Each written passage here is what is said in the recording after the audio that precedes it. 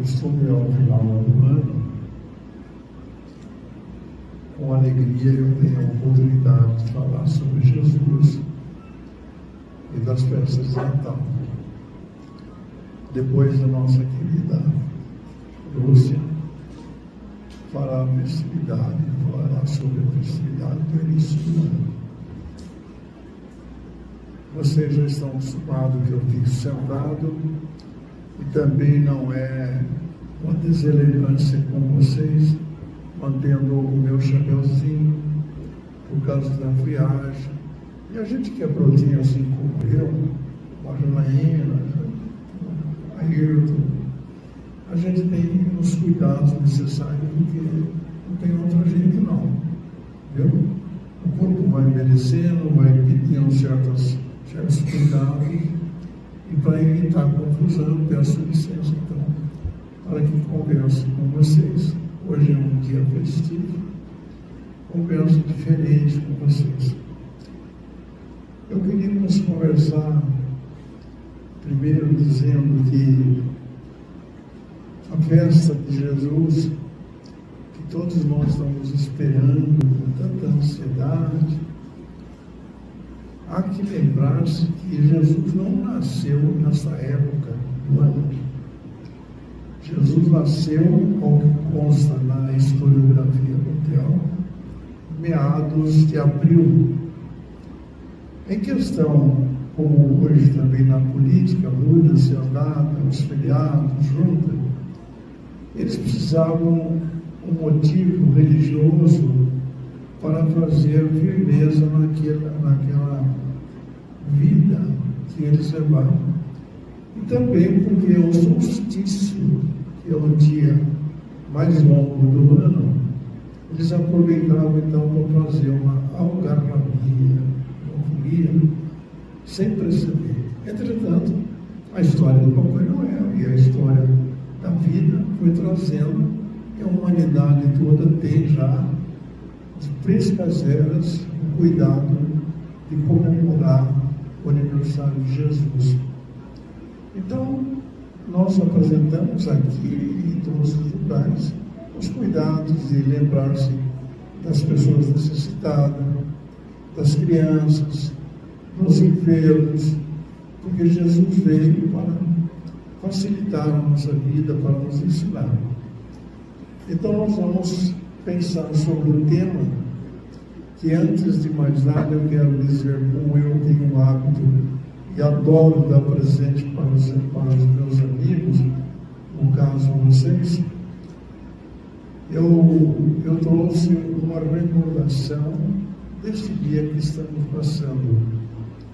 Joana de Ângeles ensina que nós não podemos permitir que nenhuma das pessoas se afaste de nossa presença sem levar uma grata recordação. E essa é a recordação que eu vou entregar para vocês. Está aqui pronto, agora terminamos. Depois do espaço, vai ser concedido, pode entregar uma para cada um de vocês.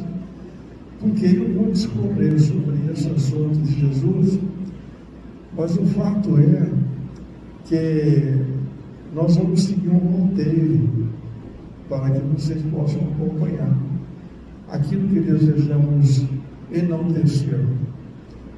Então, amigos, em primeiro lugar, dando as bênçãos a vocês, para ouvir um pecador falar, dando a nossa imensa gratidão aos mentores da casa, aqueles nossos espíritos amigos, anjos da guarda, que aqui vêm também para ouvir um pecador falar. Eu me sinto honrado com isso, não digno, mas honrado de poder conversar sobre isso.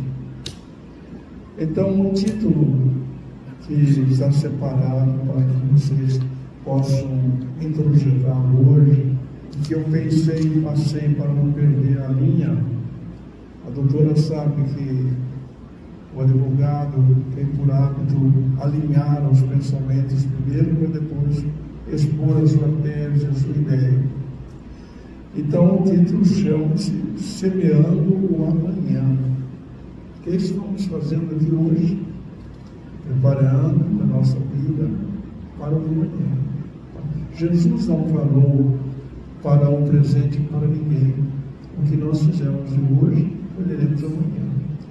Então o título é Semeando Amanhã, um visitante ilustre, Jesus de Nazaré. Vocês já se prepararam para receber o visitante nas suas casas, nos seus corações, nas pessoas com quem convivemos ou encontramos pelos caminhos da vida? Cada um tem o seu lugar. Máximo é a família, que é o santuário da vida.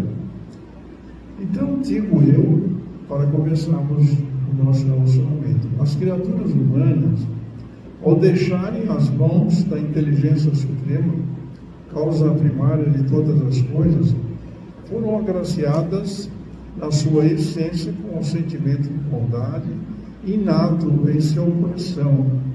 A razão porque toda vez que uma violência, maus tratos, agressões ou mesmo um holocausto, lá no fundo de suas almas, de nossas almas, há uma sensação invencível, uma vontade de ajudar e prover o bem, inibindo ou monitoreando os acontecimentos ditosos, seja pela doação, pelo trabalho nos bens materiais ou ajuda financeira, de sorte que a conter o fluxo dessas agressões em meio ambiente, nas pessoas e nos bens de qualquer natureza.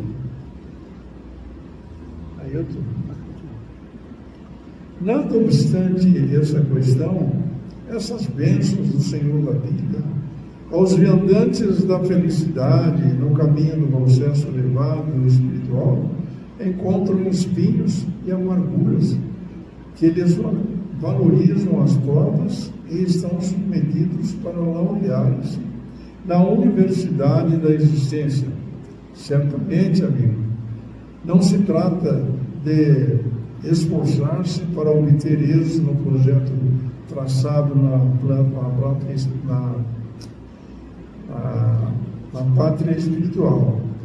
É da natureza das provas a melhor análise do costume ao final do ano.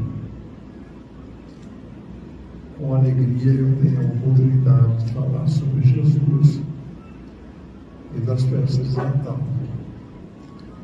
Depois a nossa querida Lúcia fará a festividade, falará sobre a festividade do início do ano. Vocês já estão acostumados que eu fico sentado e também não é uma deselegância com vocês, mantendo o meu chapeuzinho por causa da friagem. E a gente que é brotinho assim como eu, a Janaína, a Ayrton, a gente tem os cuidados necessários, porque não tem outro jeito não. Viu? O corpo vai envelhecendo, vai pedindo certos cuidados, e para evitar confusão, peço licença então, para que converse com vocês. Hoje é um dia festivo, converso diferente com vocês.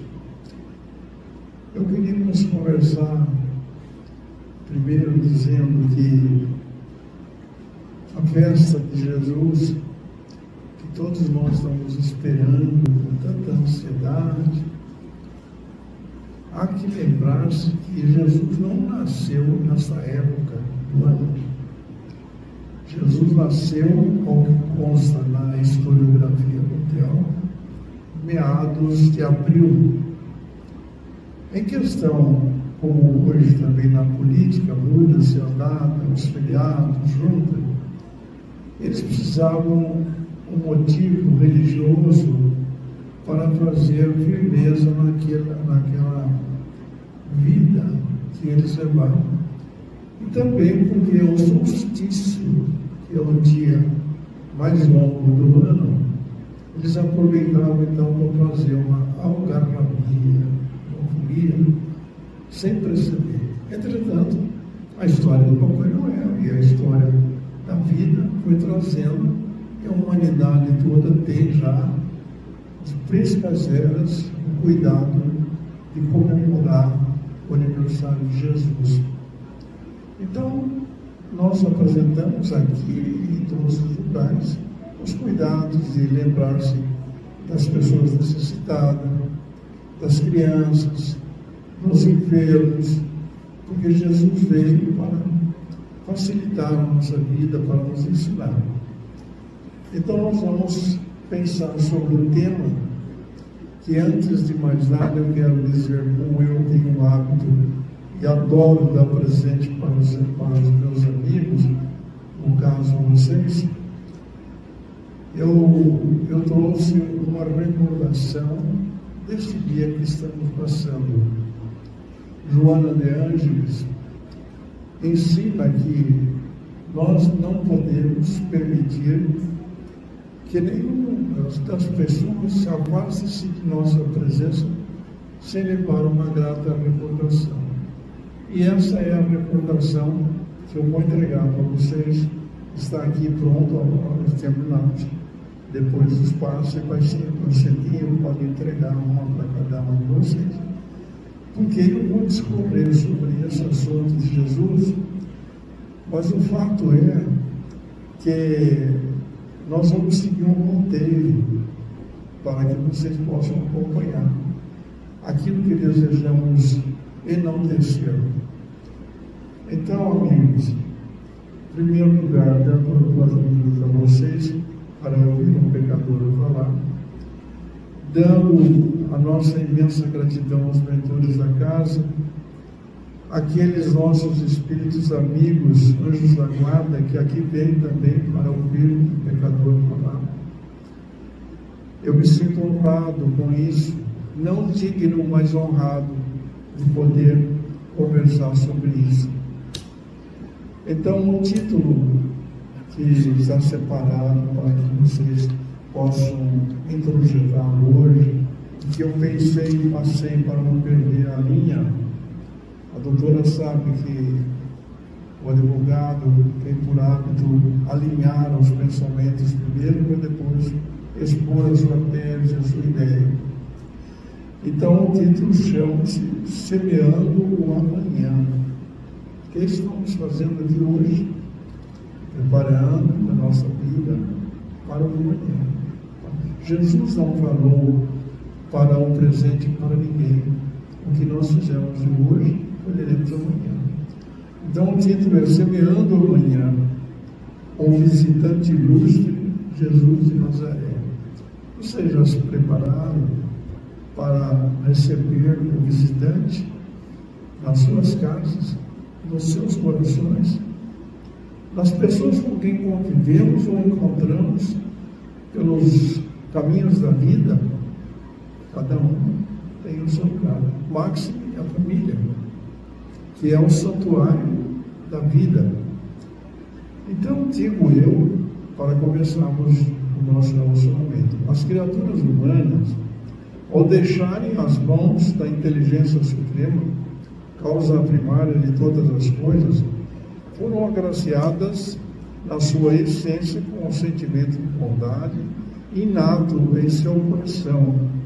A razão porque toda vez que uma violência, maus tratos, agressões ou mesmo um holocausto, lá no fundo de suas almas, de nossas almas, há uma sensação invencível, uma vontade de ajudar e prover o bem, inibindo ou monitoreando os acontecimentos exitosos, seja pela doação, pelo trabalho nos bens materiais ou ajuda financeira, de sorte que a conter o fluxo dessas agressões em meio ambiente, nas pessoas e nos bens de qualquer natureza. Aí eu estou. Nada obstante essa questão, essas bênçãos do Senhor da vida, aos viandantes da felicidade no caminho do processo elevado espiritual, encontram espinhos e amarguras que lhes valorizam as provas e estão submetidos para laurearem-se na universidade da existência, Certamente, amigo, não se trata de esforçar-se para obter êxito no projeto traçado na pátria espiritual. É da natureza das provas a melhor análise do conhecimento, do quanto custa e qual o valor da prática do bem. Isso nós vamos levando para poder meditar.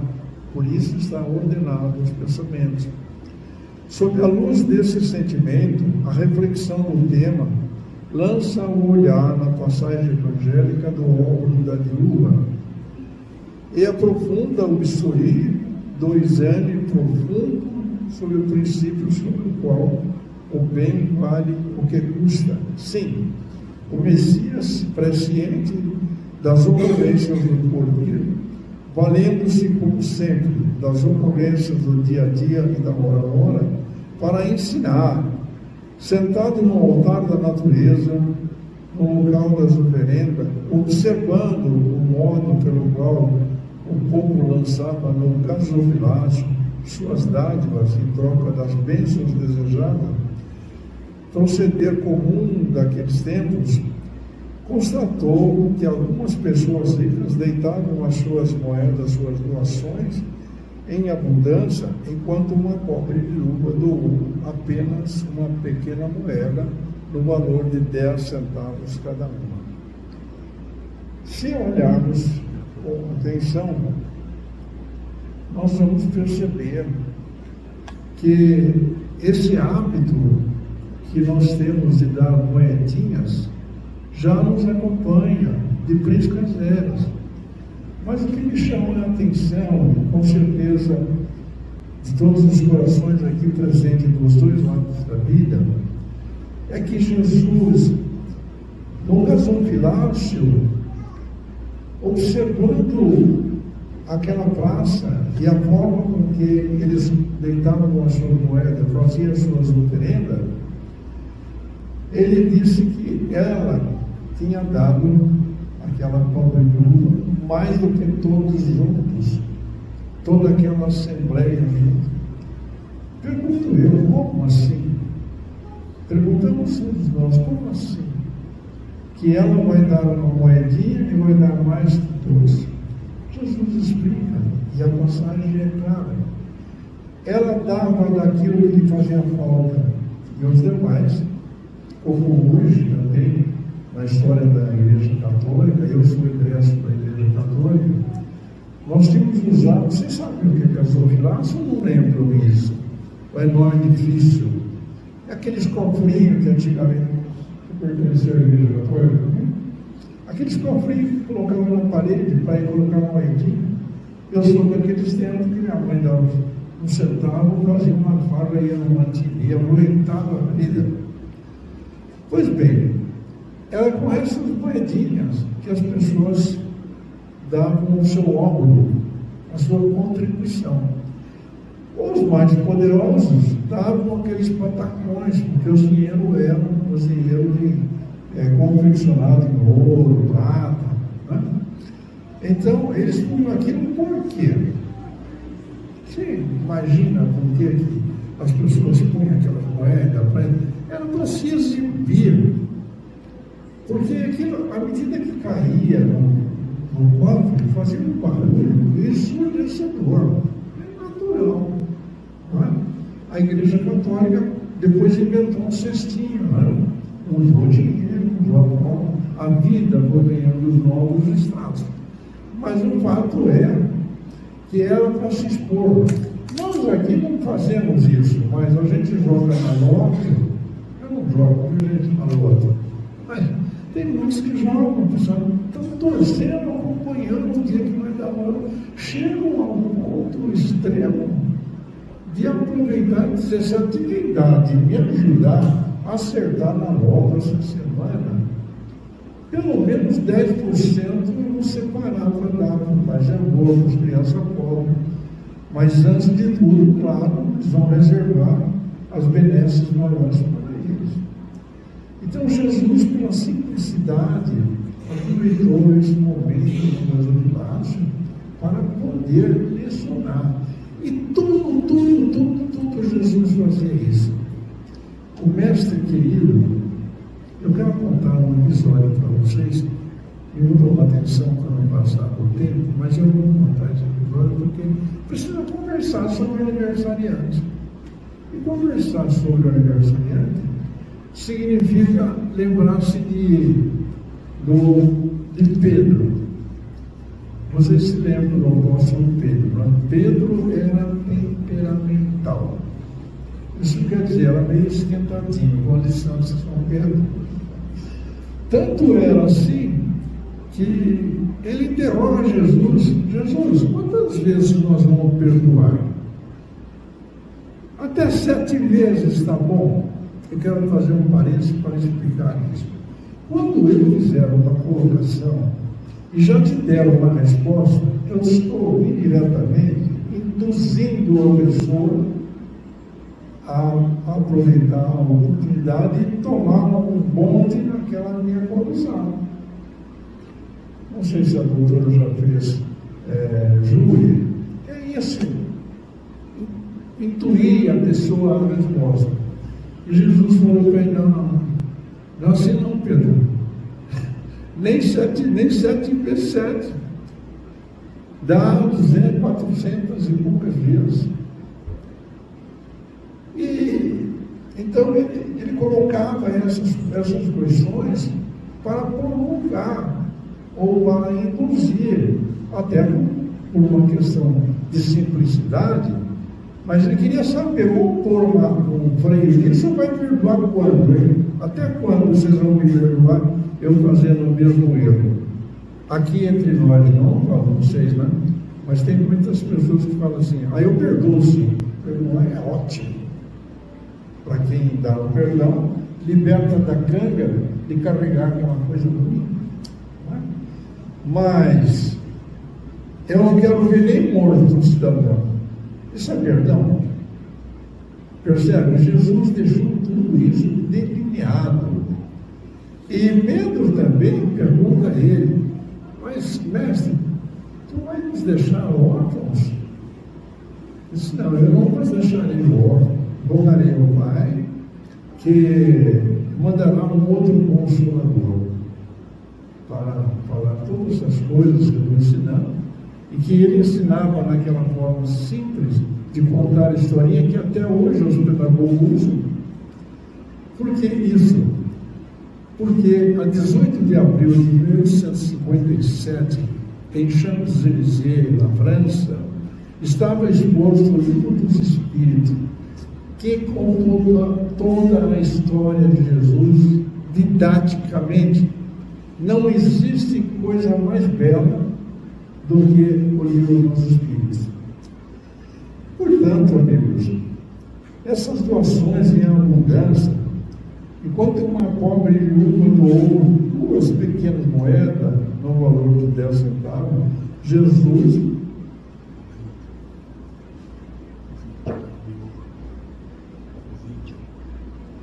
um vídeo, não é um vídeo de esquecer, é o verbo. O vídeo é o vídeo. Faz favor, eu fico quietinho que não se vê.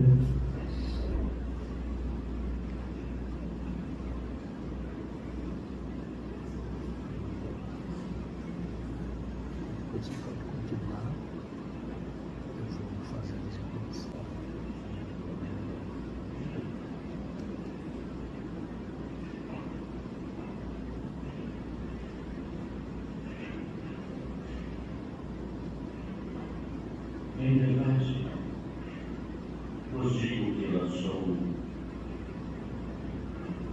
mais do que todos essa pobre vida,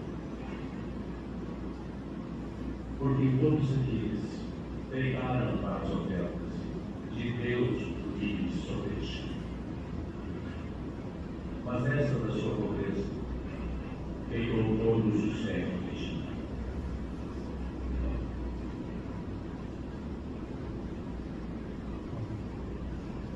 Assim, amigos, Jesus, o visitante vocacionado para a prática do bem, e o exemplo que as montanhas esclareceu aos seus discípulos que aquela senhora, aquela anciã, pobre de recursos das moedas e rica de bondade, havia doado mais do que todos os outros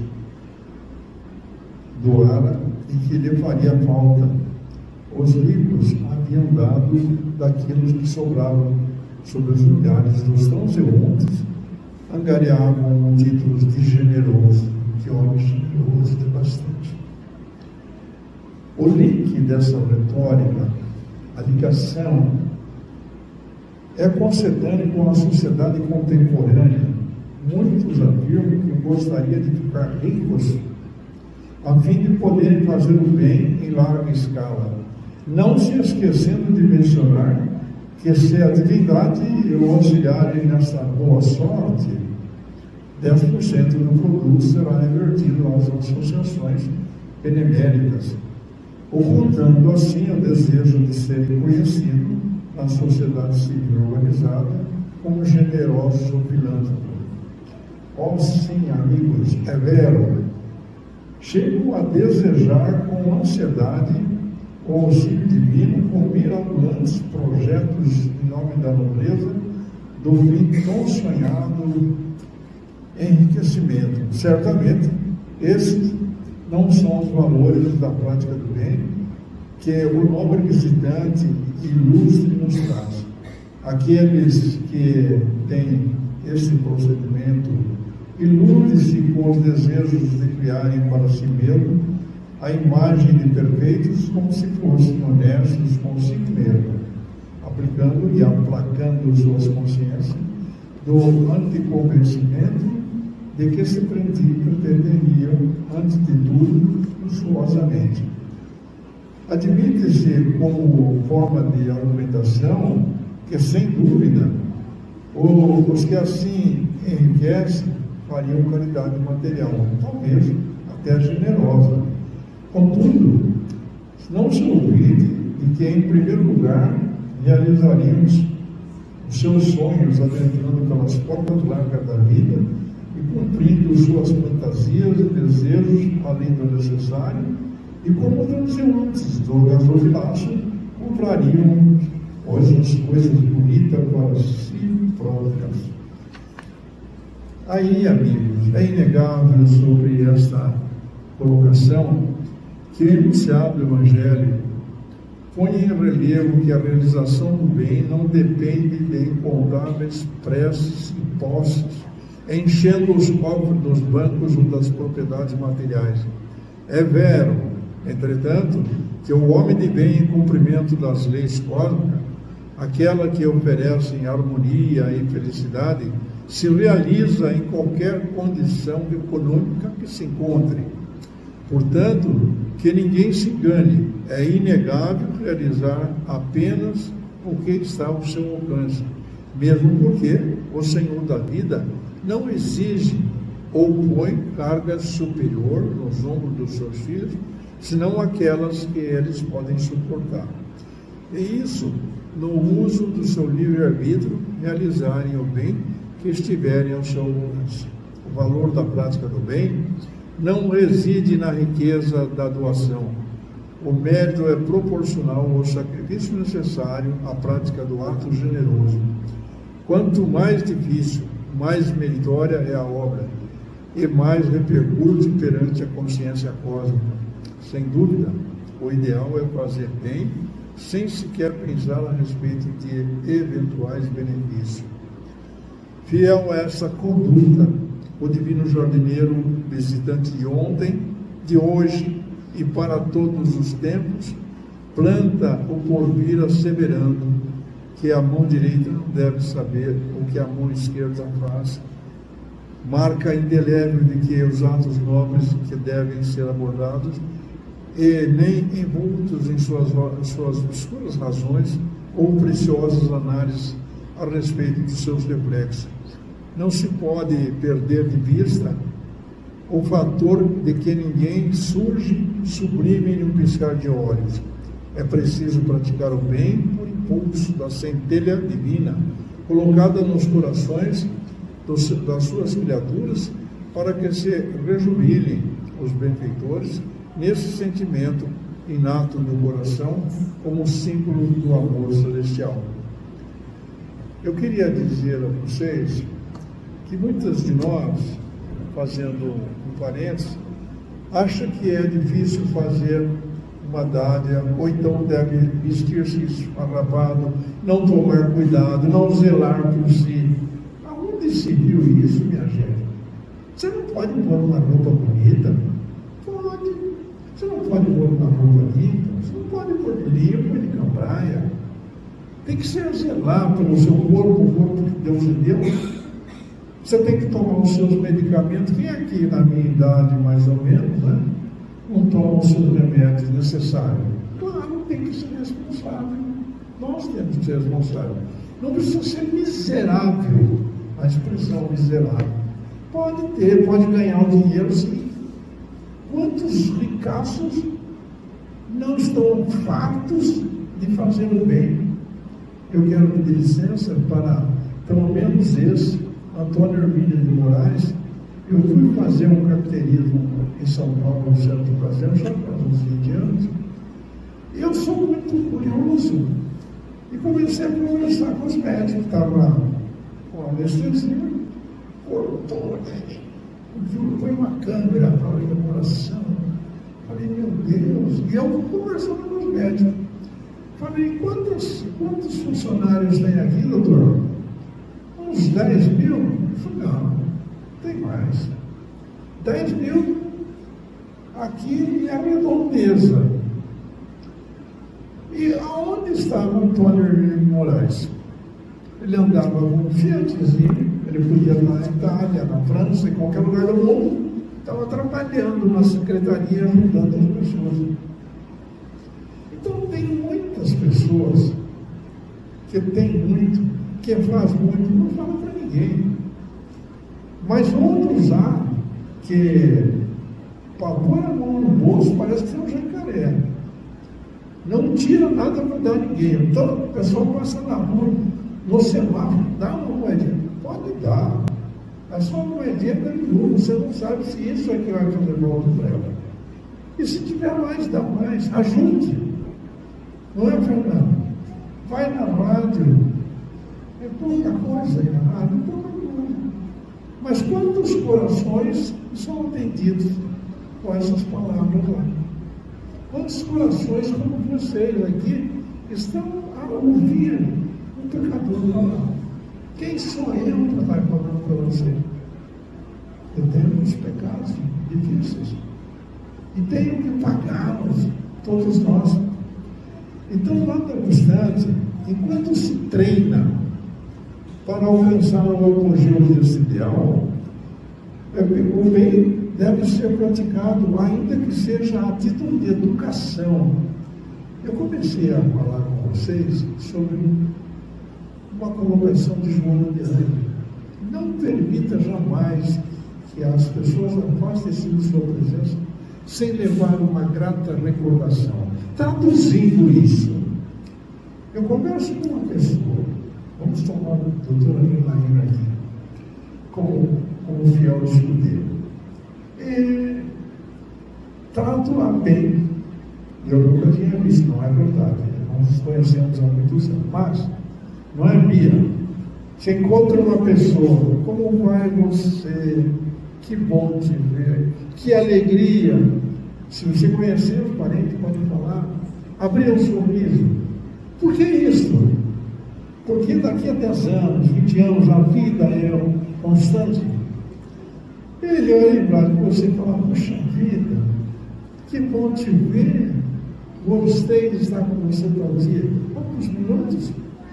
Mas se você deixa uma má impressão, você, boa noite, que fui João Galinho falando lá, eu não gostei muito não, mas eu vou dar uma colher de chá para ele ouvir o que está falando, quem sabe pode servir para mim. Neste caso, a pessoa, quando você briga com ela, a primeira coisa que ela lembra é o que você fez para ela. E como que nós vamos ser irmãos de caminhada nessa vida, se nós não pudermos ser uns irmãos fiéis aos princípios que Jesus nos ensinou? Dito isso, para dizer para você que está cheio de gente boa. Muitas pessoas dizem que o mundo vai mal, porque não é possível, tem guerra em todo lugar. Doutora, roubo na nossa pequena cidade. Não tem crime nenhum aqui. Todos os lugares têm, mas a abençoada americana, que é tão pouquinho. E por que eu defendo essa tese? Porque a última estatística da ONU dá 8 bilhões de seres encarnados. Este planeta, sob a governança de Jesus, dá para 100 bilhões de criaturas encarnadas. Nada obstante, a maioria não está conseguindo uma vaguinha para votar, não. Nós temos que nos esforçar. Aqui na nossa frente, em medidas extraordinárias ou astrológicas, podemos dizer assim, está aí na frente o planeta chamado de regeneração. Quem é assim? Quem é que vai para lá? Eu não tenho lugar lá, não. Mas só vão para lá aqueles que estiverem preparados. Mas nós temos tempo ainda, né? Nem que seja a prestação. Nada obstante, enquanto se treina, o apogeu desse ideal deve ser praticado, ainda que seja a título de educação. Bom dia, como vai? Que prazer te conhecer. Que sorriso lindo que você tem. Te aleja falar isso para alguma pessoa? Não aleja. Falar para a mãezinha, você está tão bonita hoje. Eu adoro ver as pessoas. Eu fui ver o meu marca-passo essa semana, aí vi uma velhinha sentada lá também, esperando o médico. Eu não resisti a pedir licença para ela, para passar as mãos nos cabelos dela. Branquinhos como a neve, lindos.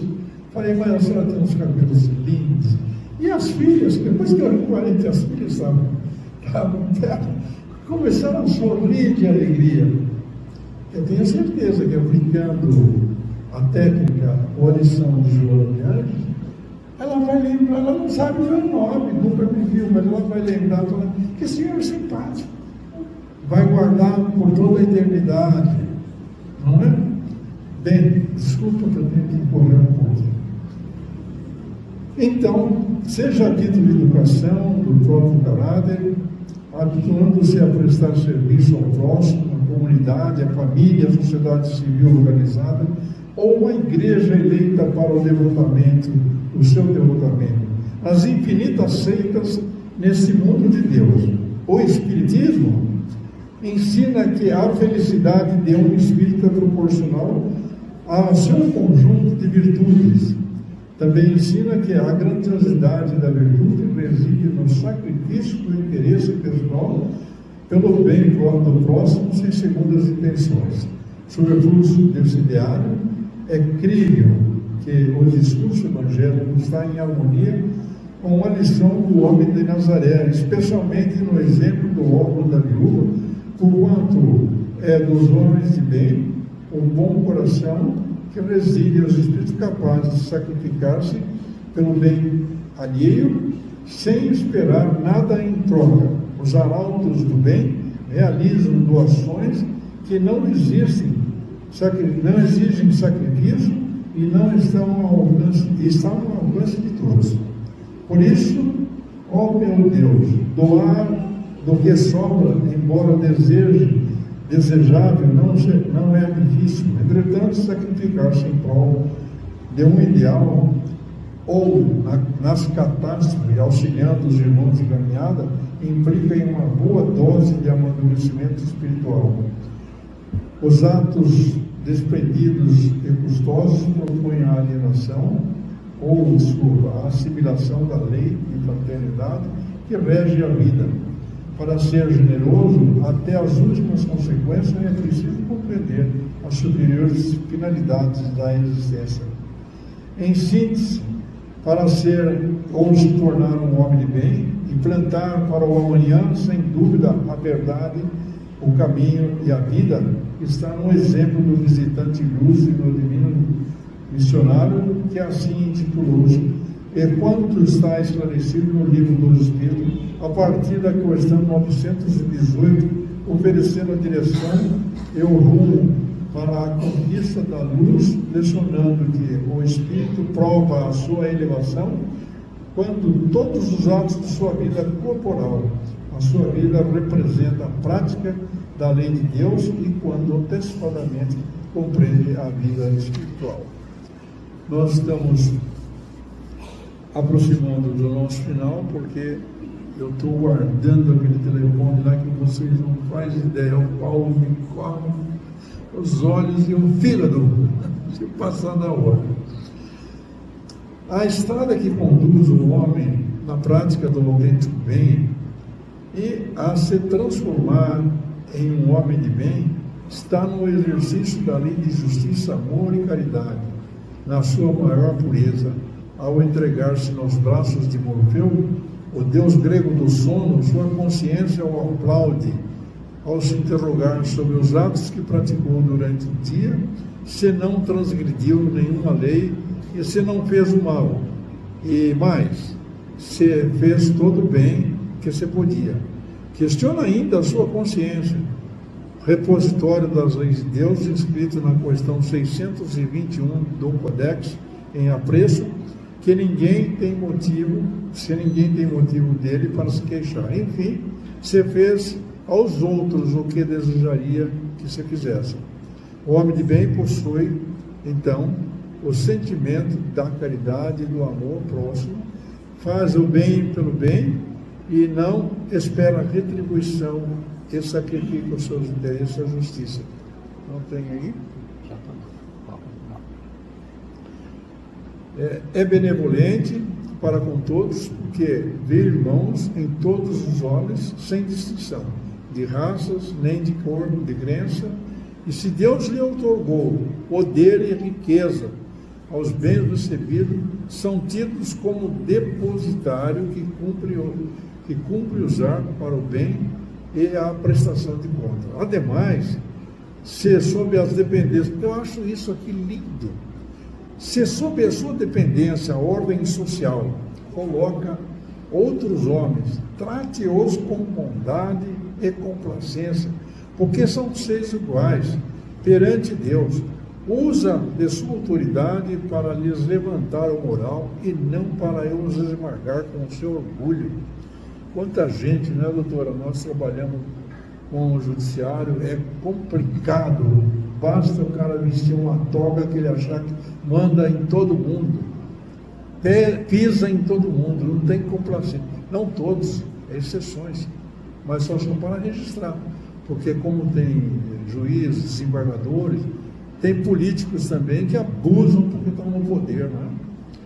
Indispensável, pois, conhecer a história de Sócrates, que sua mãe, em um parto completo, vendo-a na realização do seu trabalho, filosofou: minha mãe não irá criar o bebê, apenas o ajudará a nascer e tentará diminuir a dor do parto. Se ela não tirar o bebê, logo ele morre. E igualmente a mãe morrerá. Inegável que o conhecimento está dentro das pessoas capazes de aprender por si mesma. Posta esta reflexão, qualquer um de nós que vê alguém chutar um cachorro já se condói. Então veja como a filosofia de Sócrates está certa. Ele diz assim: o filósofo criou um método de ensino conhecido como maêutica, significando dar à luz, parir, consciente de que a verdade está latente em todo o ser humano. Cada um de nós tem no coração um momento de bondade. Basta desenvolver, apagar um pouco, descansar a mente e pensar na vida bela, colorida e consentida.